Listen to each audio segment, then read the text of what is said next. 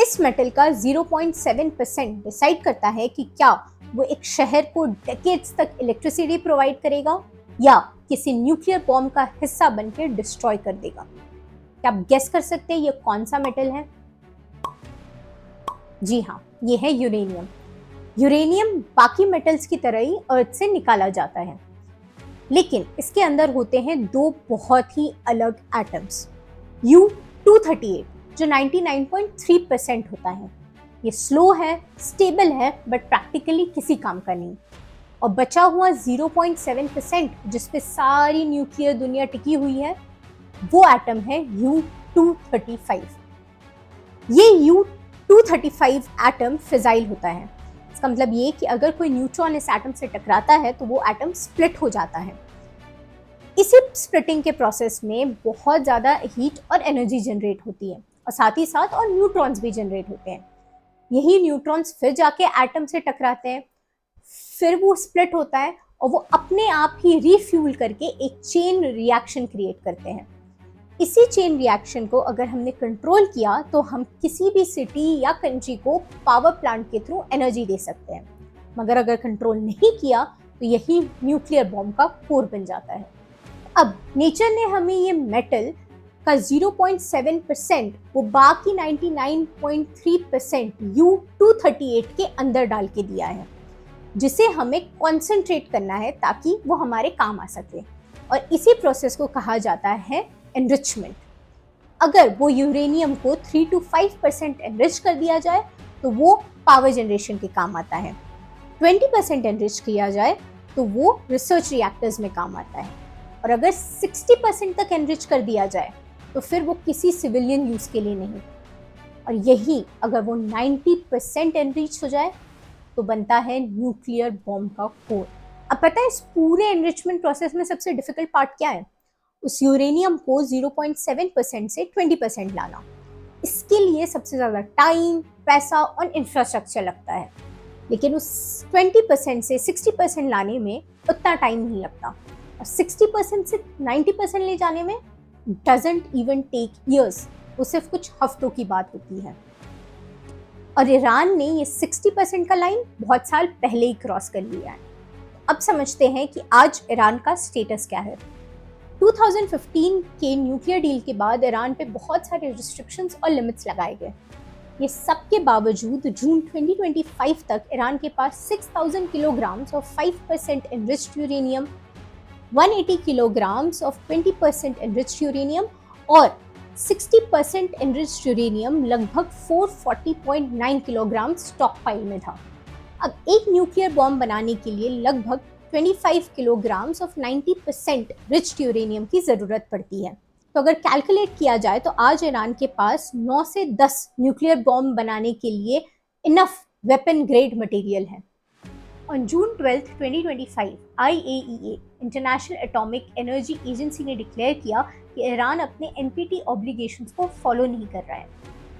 NPT यानी treaty on non proliferation of nuclear weapons, यानी एक ऐसा ग्लोबल एग्रीमेंट जो न्यूक्लियर वेपन्स और टेक्नोलॉजी को मैनेज करता है। इसका मतलब ये कि एक ऐसा एजेंसी जिसका काम ही है न्यूक्लियर फैसिलिटीज को मॉनिटर करना, किस देश में कितना यूरेनियम है और उसे कैसे यूज करा जा रहा है, इस पर ध्यान देना, उसने ऑफिशियली सिग्नल दिया कि ईरान के न्यूक्लियर प्रोग्राम पर उसे सीरियस कंसर्न है। नेक्स्ट डे ऑन जून 13, 2025 को इजराइल ने ईरान पर ऑपरेशन राइजिंग लायन लॉन्च कर दिया। ये अटैक कोई कोइंसिडेंस नहीं था, क्योंकि 2 महीने पहले ही ट्रंप ने ईरान को वार्न किया था कि या तो आप अपना एनरिचमेंट रोको या फिर एक नया न्यूक्लियर डील साइन करो, जो ईरान ने नहीं किया। और इसके 61st डे पे ही इजराइल ने ये अटैक लॉन्च कर दिया। अब इस अटैक से ईरान का कितना नुकसान हुआ, कितने न्यूक्लियर फैसिलिटीज पे इफेक्ट हुआ, आइए समझते हैं। ईरान के 3 मेन एनरिचमेंट हब्स हैं। पहला नतांज। इजराइल ने 13 जून और अमेरिका ने 22 जून को ऑपरेशन मिडनाइट हैमर के थ्रू इन पर बॉम्ब्स गिराए। इससे इस हब का 75% डैमेज हो गया और 6000 से ज़्यादा सेंट्रीफ्यूज भी खत्म हो गए। सेंट्रीफ्यूज ये वही मशीन है जो U-235 को U-238 से अलग करती है। इससे ये हुआ कि ये नतांज वाला हब प्रैक्टिकली नॉन ऑपरेशनल हो गया और इसके एंट्रेंस भी इनएक्सेसिबल हो गए। दूसरा साइट है इस्फहान, जो कि एक major storage and processing centre है।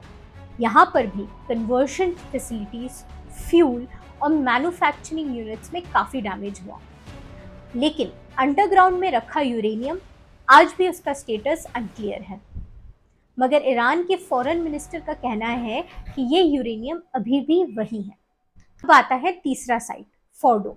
और ये कोई नॉर्मल साइट नहीं है, ये साइट पहाड़ों के बीच में बनाया गया है, कॉम के पास। और ये इसलिए इस तरह बनाया गया है ताकि ये एयर स्ट्राइक्स को सरवाइव कर सके।